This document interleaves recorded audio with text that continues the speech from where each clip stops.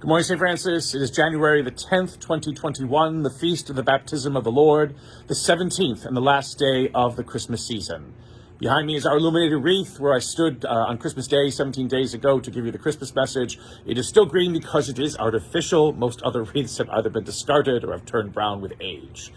But on this day, this last day of Christmas, it is important for us to pause, again, to consider what this entire season has meant for us, particularly in this time in which we live as human beings.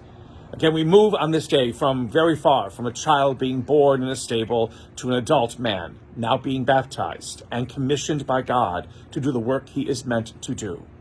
Important for us to recognize, because this is what the Christmas season means. Like any season that we celebrate in our church, it is not meant to be an isolated experience.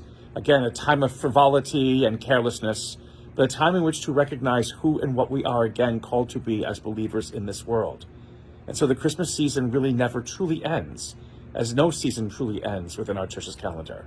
They become more of what they are meant to be, as this Christ becomes more of what he is meant to be in the world and in his ministry.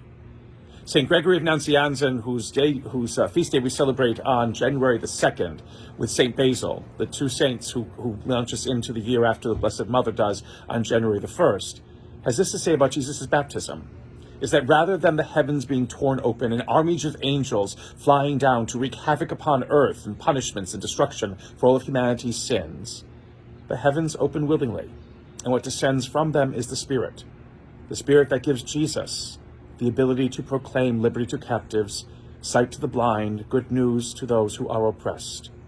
In the same way, each of us who are baptized are given that same Spirit to do exactly the same things in our own way. This is what Christmas allows us to be able to see, that this is not a momentary lapse in the pain and hurt of the world, that we celebrate some frivolity and joy for just a couple of days, but this is meant to be our commissioning too, to always be people who bring hope and healing to this world. That is the work of a believer in this world. That is the work a believer must undertake in this world. Christmas gives us again the insight to be able to know what that means, and hopefully the courage and the grace to complete it. On this last day of Christmas, may the Lord give you peace.